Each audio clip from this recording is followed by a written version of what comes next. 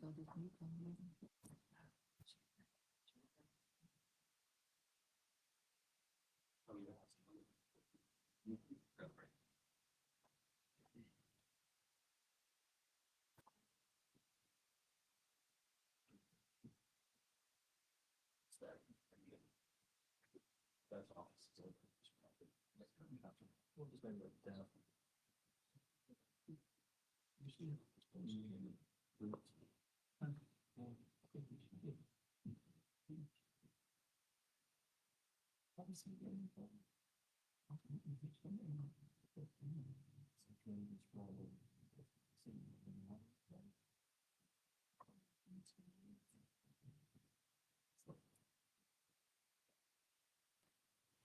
like to call a meeting to order.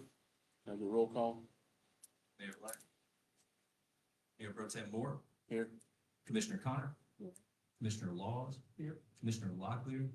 Commissioner Ward. Ms. Effie, will you open something prayer?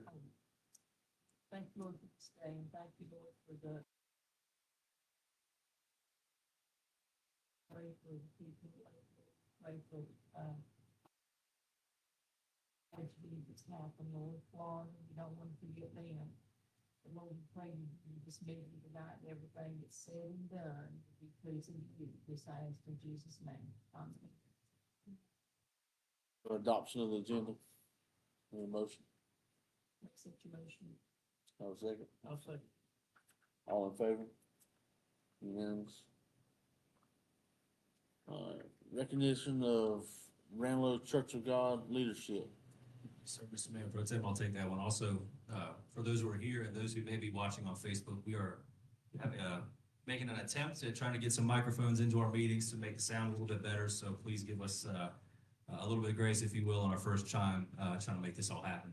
So Mayor Pro Tem, I was going to have the Ranlo Church of God leadership here tonight. They let me know yesterday that they're going to have to do it next month's meeting. This is obviously a big week with the Faith in Blue and everything going on. So we'll at least say thank you to the Ranlo Church of God for letting us move in as quickly as we did during this emergency. But we'll do it right next month and have their folks here and give a nice big thank you to the Ranlo Church of God.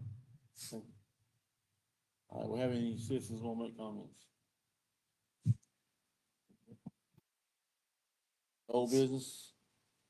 Need a motion to adopt the September 12th, 2024 regular business meeting minutes. All in favor? Unanimous.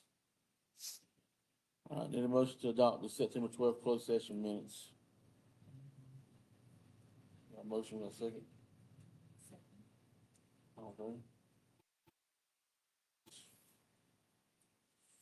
Okay, staff updates on Spencer Heights speed bumps. If you would, Mr. Mayor Pro Tem, I think you skipped number 8. Up the town hall. Oh, yes, I did. Sorry.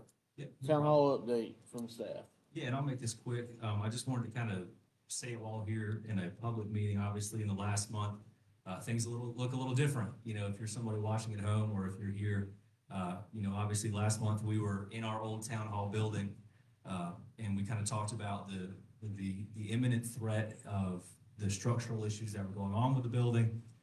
And we're fortunate enough to be able to be here tonight in a new space, a safe space, based on the amazing work that our staff has done. So thanks to Charles Harper, to Chief Lunsford, who have just come in every single day. I mean, these, you know, our staff here has worked, you know, upwards of 70-hour work weeks for the past couple of weeks to get us into our new home. And not one single time did I hear any employee say, I'm not doing that, that's not my job, I'm not moving, I'm not painting. That didn't happen a single time, and I think that says a lot about our staff, and I'm just incredibly proud. And it's not like we just had to move. We had a tropical storm the Tuesday of move week. We had to move a town hall and a police station, and we had Hurricane Helene come in that we obviously worked. We were in the EOC at midnight working that storm as well. So we've had just a wild month, but I'm very proud of this staff. And I also just wanted to communicate, because I know I've heard some folks come into town hall and just ask questions about the building. And I think this is a good time to be able to say that it wasn't a matter of we could just mitigate for mold, or it wasn't a matter of we could make a couple quick fixes. You know, this is something that's been going on for a very long time. And the building was at the point where there was nothing that we could do to be able to fix it from a structural standpoint, not just the human health and safety on the inside. But obviously, it's, you know, it's shocking, especially because we've been in that building since the 70s. But there was nothing we could do to that building. This was the only option that we could have. And, you know, I can't help but think about when I go home and I think about, you know, if my wife were to work in an organization where they were gambling on how many days left until this thing comes down, I don't believe I'd want her to work for that organization. So I'm proud of the fact that we did the right thing, even if it meant, you know, a difficult couple of weeks. You know, we were still able to provide garbage and still all of our essential services, which I'm very proud of. But it's been a lot of change, and that's okay. But we're happy to be here. We're basically settled. We're still just unpacking boxes now. Not a lot of the big stuff we're still waiting to check off. But if you are at home watching and you need to come pay your bill or anything like that, we are at our new location, 1825 Spencer Mountain. Thank you, Mayor Pro Tem. Next item on the list is, staff update on Spencer Heights speed bumps. I will take that one as well. So as you know, we talked about this the last couple of months. This is an old business because this is just a quick update and reminder. So we were in the Spencer Heights neighborhood. We had talked about putting speed bumps in. We had the original, probably 2 months ago now, discussion to say, well, instead of us just voting to put it in, why don't we have a discussion with the community? We talked with the community and we voted on what we voted on. We kind of just came up with a decision to put a temporary speed bump in right there at Wicklow in the beginning of the neighborhood. And then see over a month period, does that kind of make sense? Is that actually doing what we thought it was going to do? So that was installed this week. That temporary speed bump is actually there. You probably drove across it on your way here. And then what we'll do is come back next month, evaluate, see if that's something that the board is interested in doing a permanent speed bump, and then we'll move that down to Sun River for the next, and just repeat the process. So, but I just want to let the board know, and especially the fire folks, that there is a temporary speed bump right now on Wicklow at the entrance of Spencer Heights. Thank you. Moving into new business, consideration of South Fork Collective, Mr. John Sirba. Yeah, so Mr. John Searby is here. So I'll do just a quick lead in. I'm actually very excited about this topic. This is kind of at the heart of what I do here. Obviously, I think y'all know I kind of came up through the stormwater and water quality kind of world in my track through government. So this is kind of near and dear to my heart, but also I think it would be near and dear to our community and everybody that lives here. So John Searby, we're very fortunate to have John here, and I'll move the mic before you start talking, that way we make sure we get you. But John Searby serves as the executive director for not only the Catawba Riverkeeper, but the Daniel Stowe Botanical Garden. So he's obviously very heavily involved with a lot of the work that we're going to be discussing tonight, and is actually the chairman of the South Fork Collective. Is that correct? So John is here tonight, and we'll kind of talk through some of this stuff, but there's a group with the South Fork Collective all focused around the health of the South Fork. And obviously, as you know, we have a stormwater permit. We've been talking about this for the past couple of months. Where we are situated, we drain to the South Fork, right? And there's kind of this saying in, you know, kind of in this world where we all live downstream, right? So like if you're in Lincolnton, whatever ends up in the drain ends up here. Whatever we put in the drain ends up in, you know, whatever be the Catawba or Lake Wiley, it ends up in McClellanville down in Charleston, right? So we're all connected. And what the South Fork Collective is this group, and I won't steal any of John's thunder, but it's a group of municipalities and other different groups that come together to protect the health of the South Fork. So let me grab your microphone and then I'll just pass it to you if that works.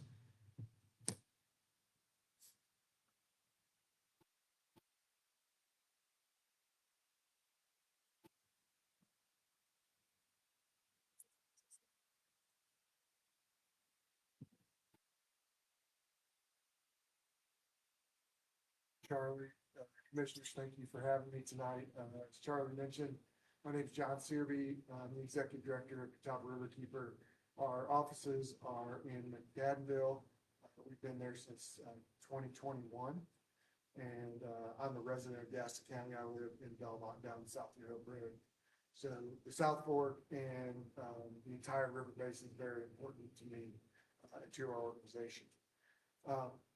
A little bit of backstory on the South Fork Collective.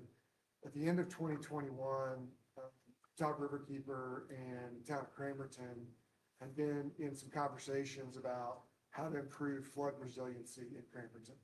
If you remember, in 2019, there was a major flood, not totally unlike what we just experienced, that had most of downtown Cramerton underwater, most of McAdenville underwater, and there just didn't seem to be a very coordinated effort of people working on flood resiliency on the South Fork. And so Mayor Will Cotham at the time, there in Cramerton, and I put our heads together. We went to the Central Iowa Council of Governments and asked them if they would host an organizing group to get together and start talking about this. And we invited every community up and down the South Fork in Gaston, Lincoln, and Catawba County to come to the meetings. And we spent about a year putting together a vision for what we wanted this group to do, what we thought the South Fork Collective should be all about. And we got a website up, and you're welcome to go and spend, you can spend all day on it. It's southforkcollective.org. But what we came to was really three goals: to improve the water quality of the South Fork, to improve the flood resiliency of the South Fork, and to improve recreational access on the South Fork. And after that planning time together, we entered into an MOU amongst the folks who had been a part of that planning organization. And we started to work on kind of putting some guidelines and some goals in place. And you can see on the screen, I think you have a document also that has the partners. The current partners are City of Belmont, Carolina Land and Lakes, the Carolina Thread Trail, the Catawba Lands Conservancy, Catawba Riverkeeper, the Central Iowa Regional Council, the town of Cramerton, Gaston County, City of Gastonia, the Lake Wylie Marine Commission, the City of Lowell, the town of McAdenville, FAR companies, and Two Rivers Utilities. And so we spent most of 2022 working on a grant. We all submitted for a grant with the NC Land and Water Fund to do a plan that one of our staff members built the plan to improve the South Fork in those three areas: water quality, flood resiliency, and recreational access. And that plan was completed earlier this year.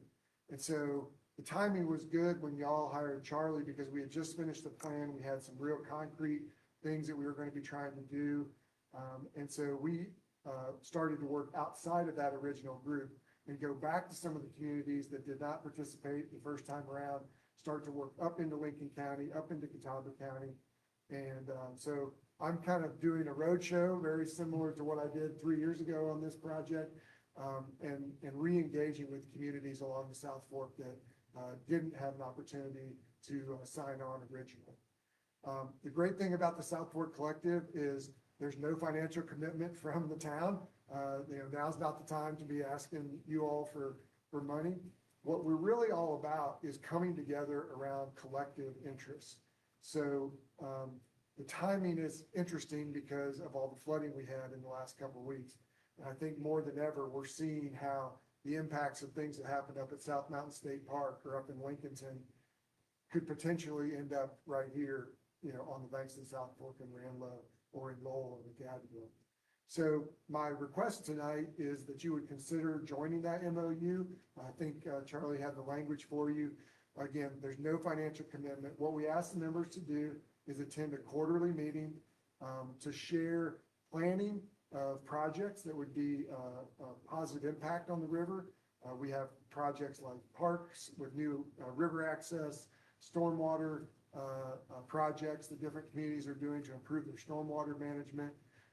We've got flood resiliency programs that are being implemented around the river basin. So, and then the other request is that you come together when we're ready, when we need to do a collective grant request.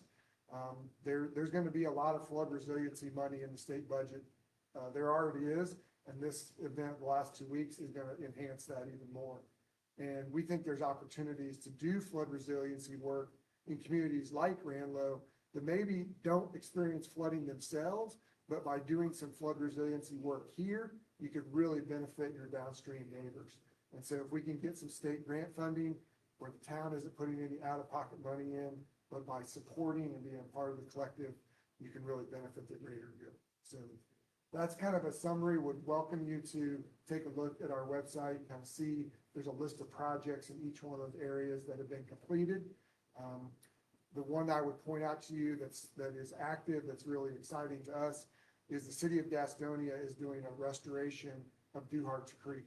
So if you're familiar with Duhart's Creek, it basically runs parallel to Franklin Boulevard all the way from almost from the mall all the way down to Cramerton and flows into the South Fork near Riverside Park.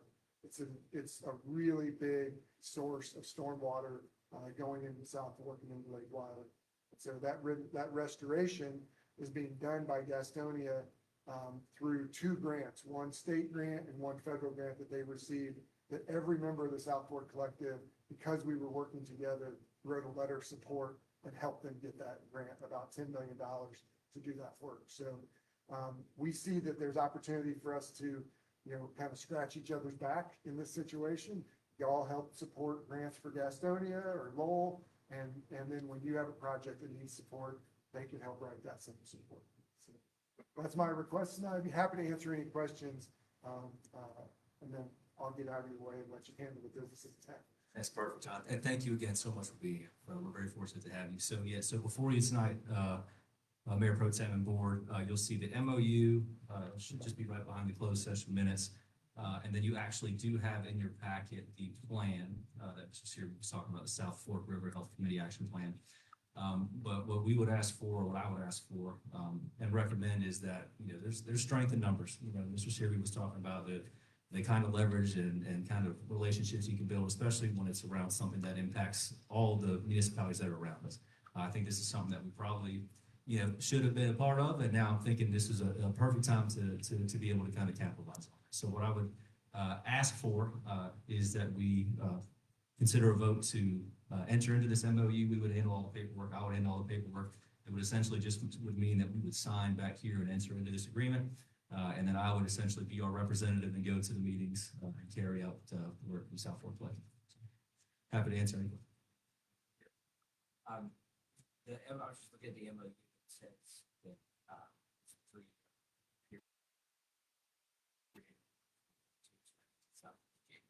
That's right. Basically, the plan to extend it. There is, yeah, we're working on a revised, an extension of the original MOU would probably be submitted to the members who are in the agreement at the time, which would come in January of next year. I'm just wondering, should the vote be to, enter into the MOU version, or is it just gonna be an extension of this?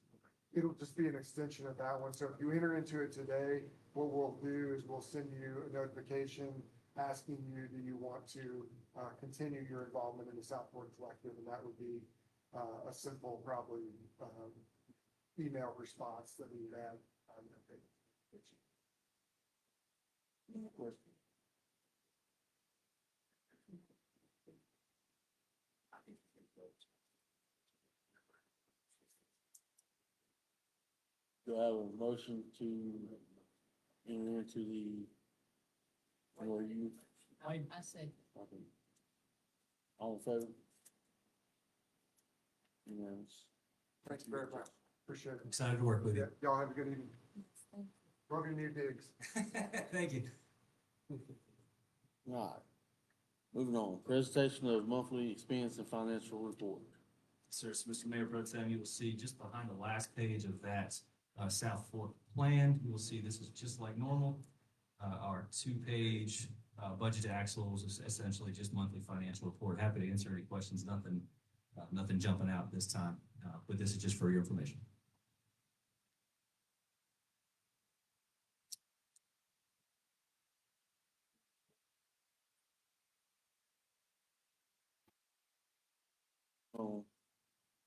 Consideration of budget amendment 24-25.5.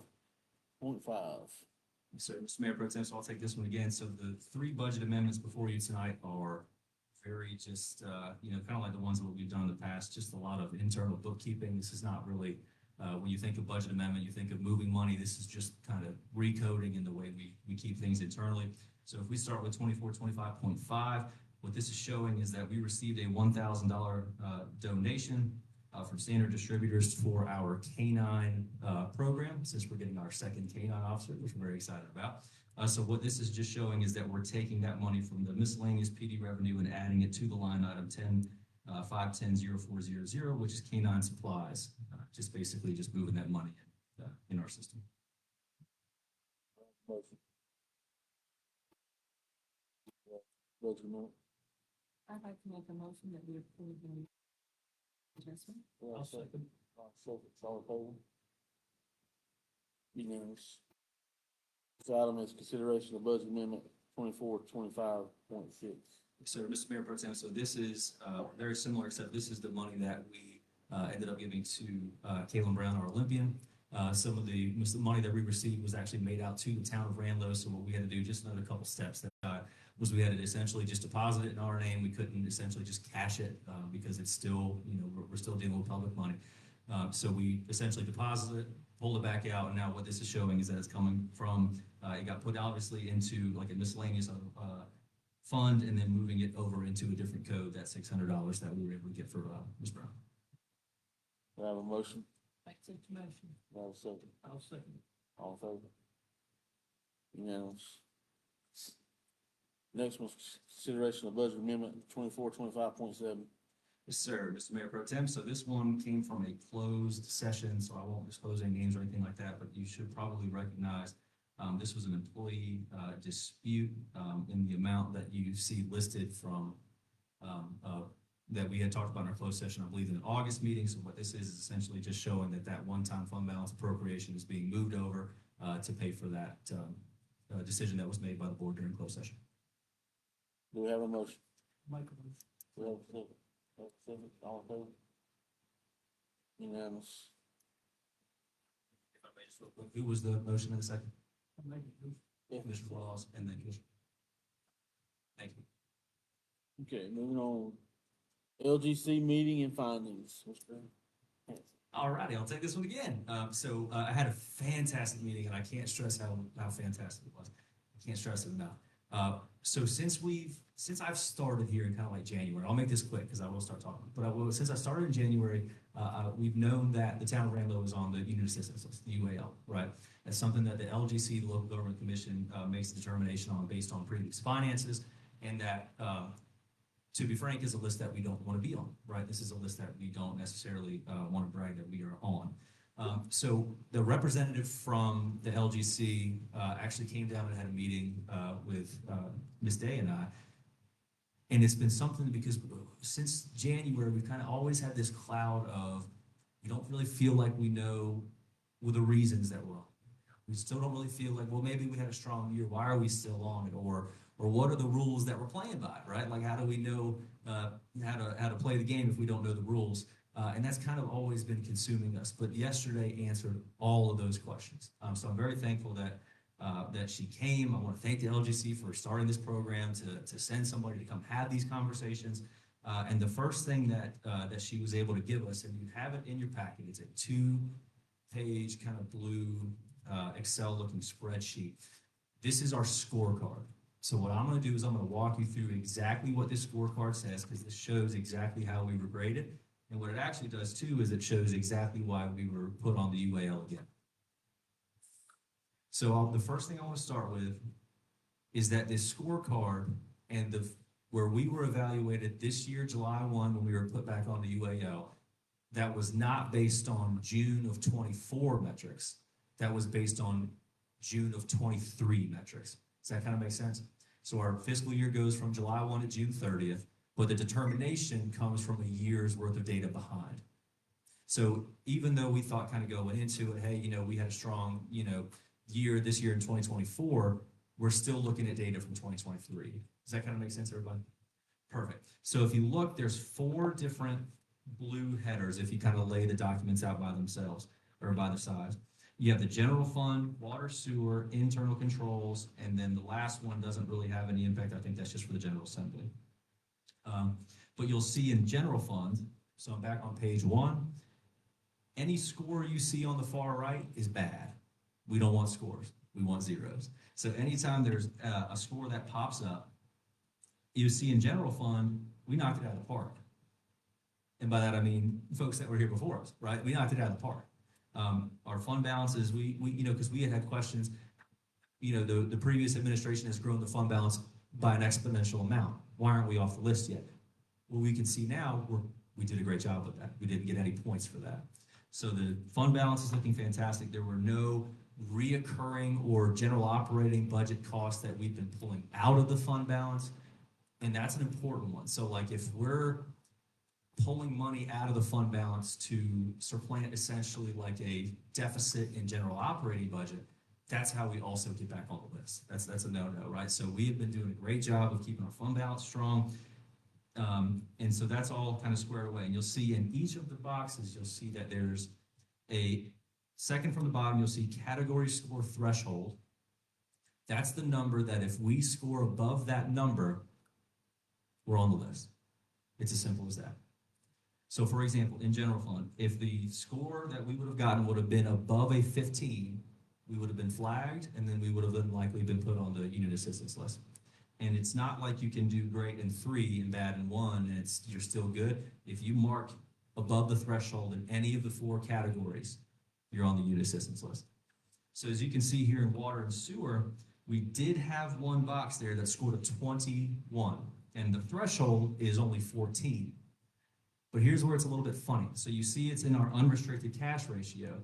You may remember when we had a project, I guess this would have been in 2023, ending of 2022, we had a project that we worked with the NCDEQ where we were going to pay and then they were going to reimburse us for the project. Well, the way that this system works, and we didn't know the rules of the game, but now we do, they take a snapshot of June 30th. And we didn't receive that money back for that reimbursement until afterward. So remember, we submitted a letter to the LGC. That was something that one of my first things that I did.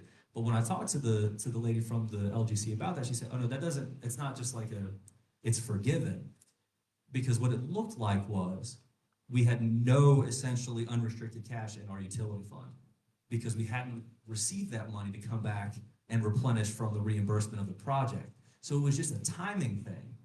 So it was just a timing thing. If the check would have come in May, we likely wouldn't have even been on it.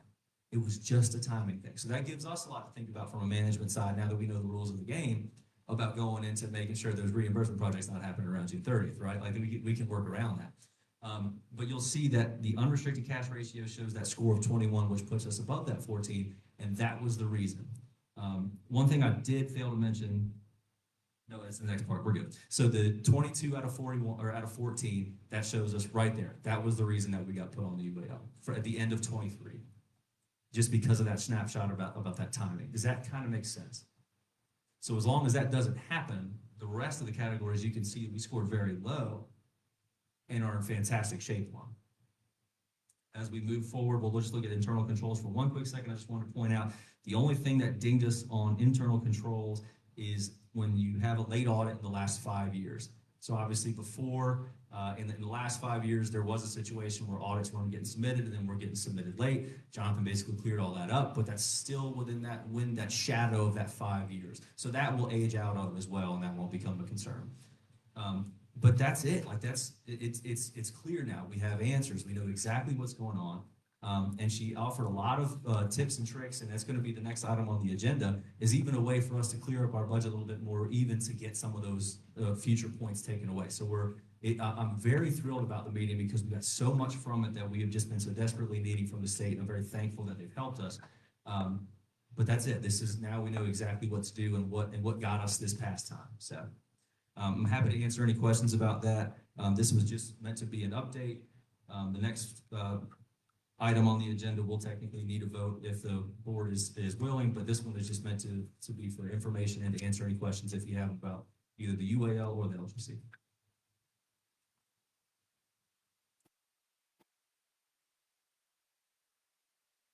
Motion for approval of technical updated budget. Yeah, and if I may, just for everybody that's sitting at home too. So what we're going to ask tonight is to essentially re-adopt this budget. What we did was we went back in through with the LGC and just fine-tuned a couple things. I will say this clearly to make no mistake. No money was moved, no transfers been made, nothing looks different than the original one. What we did was we took some of those items in the original budget where we had said we're going to make a commitment to the fund balance of $5,280, and now we just put it into a line item to show that it is completely balanced throughout the whole thing. So the only 3 changes that were made were the 3 anticipated surpluses are now just accounted for in expenditures, so it's completely balanced, and it's shown in a line item and not just essentially an appropriation to a fund balance. We'll still plan on internally having that because we're not going to spend that money, but now it's cleaner for the state to look at. So essentially what we would need, Mr. Mayor Pro Tem, is to have a motion to adopt the new budget, and I have the new dates on there. We'll go through the signatures and all that stuff, and to approve it in the way it looks right now. Do I have a motion to adopt the Make such a motion. second? Okay.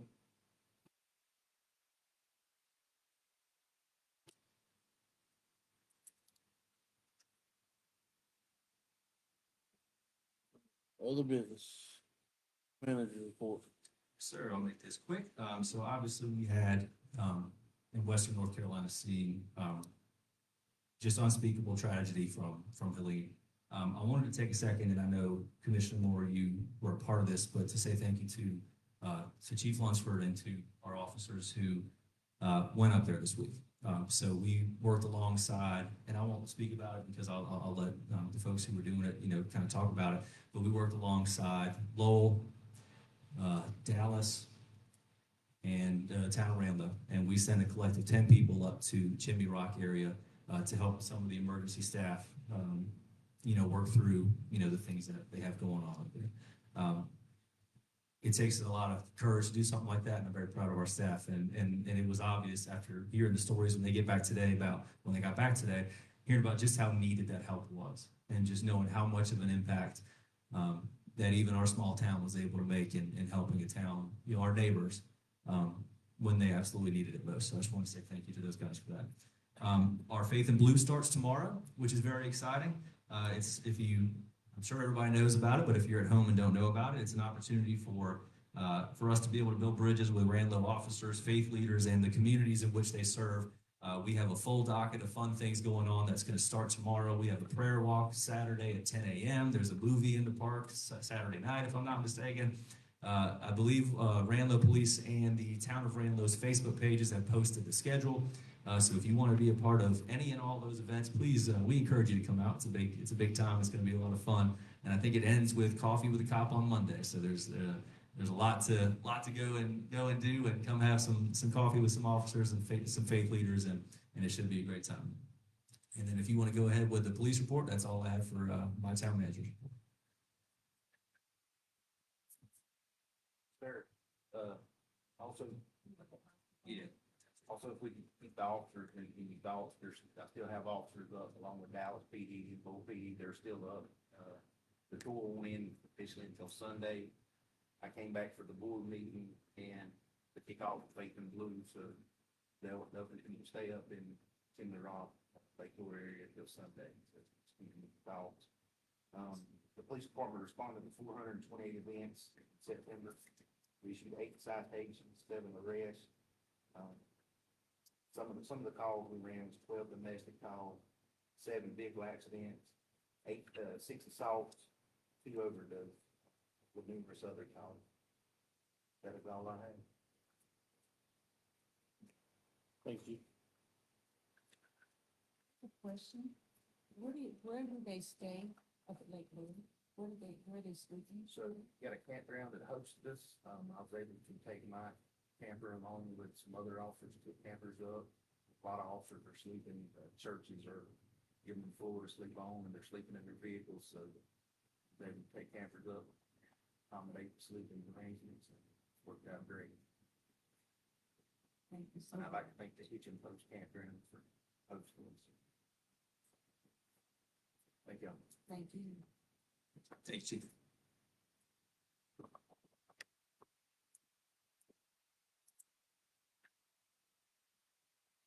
All righty, comments from the mayor? He's not here. So we'll move on from that. Comments from the board?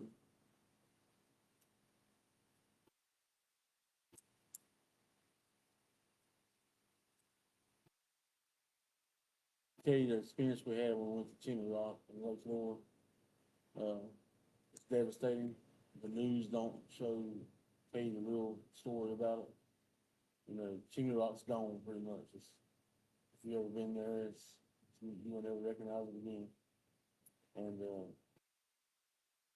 appreciative of our help, we got there and went straight to work, and I was very thankful for it. Like the chief said, keep the officers in prayers, because they're still up there, and some areas are pretty sketchy when they're digging in debris and all that mess, so. Just the chimney rock in the prayers. And I thank you. It's just hard to imagine the size of the town. The number of the police officers that we have is not large. So for you to send those that we have during this time, that speaks volumes. It really does. And, I'm so proud. I'm proud and I'm thankful for what you all are doing. And as well as I know they are more so than us, but that's awesome. Thank you. Thank you. And I also like to thank the rest of the officers that stayed here that adjusted their schedules, to change shifts and everything else to make sure everything's covered in town.